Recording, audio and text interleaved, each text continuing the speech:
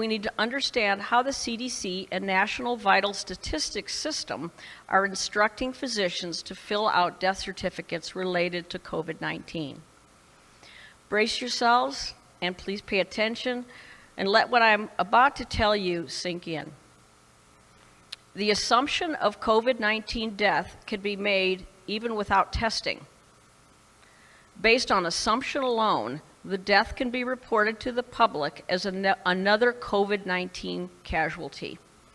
The March 24th, 2020 National Vital Statistics System memo states, and I quote, "The rules for coding and selection of the underlying cause of death are expected to result in COVID-19 being the underlying cause more often than not." End of quote. The CDC report of cases in the U.S. memo from yesterday states the death numbers are preliminary, quote, and have not been confirmed. So, quote, the results are preliminary and have not been confirmed, end of quote. It's from the CDC website. Here's a quote even more laden with meaning. Stephen Schwartz, National Director of the Division of Vital Statistics, says in answer to the question as stated in the organization's COVID-19 alert, quote, "Should COVID-19 be reported on the death certificate only with a confirmed test?" Check out his answer, and I quote from this memo of which I have a copy, quote, "COVID-19 should be reported on the death certificate for all decedents where the disease caused or is assumed to have caused or contributed to death. Certifiers should include as much detail as possible based on their knowledge of the case, medical records, laboratory testing, etc." End of quote. I'm sure you all feel so reassured the government is asking doctors to provide their very best guesswork. Not. Fact, quote, "COVID-19 caused death," end of quote, and, quote, "assumed death by COVID-19," end of quote, are not the same thing.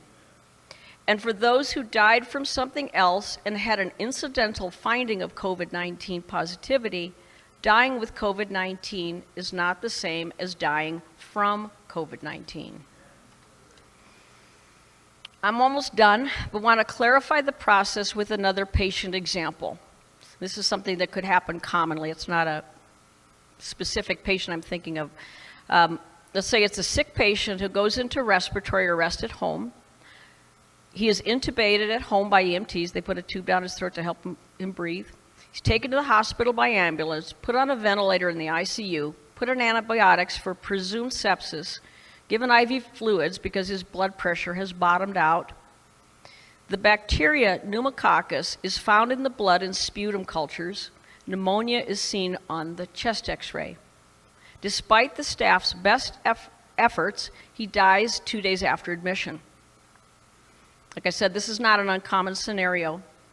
The patient was found to be COVID-19 positive, and the doctor has the option of listing on the death certificate that COVID-19 is the immediate or antecedent cause because the doctor theorizes that COVID-19 contributed.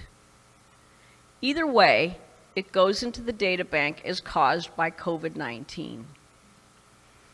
To reiterate, if a patient tests positive for COVID-19 and dies from another cause such as pneumococcal sepsis, it may be considered accurate to say that person died with COVID-19, not from COVID-19. Yet the CDC guidelines list they list this case as one more COVID-19 death, and they go to the next questionable death. They label that as COVID-19, and it goes on and on.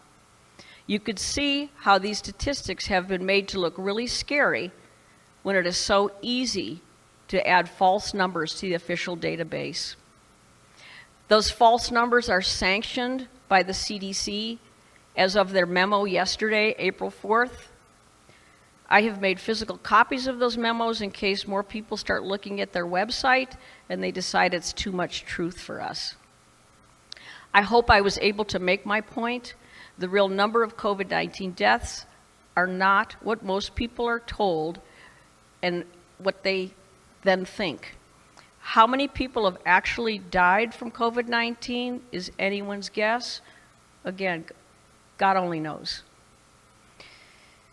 But based on how death certificates are being filled out, you can be certain the number is substantially lower than what we are being told. Based on inaccurate, incomplete data, people are being terrorized by fearmongers into relinquishing cherished freedoms. Thank you.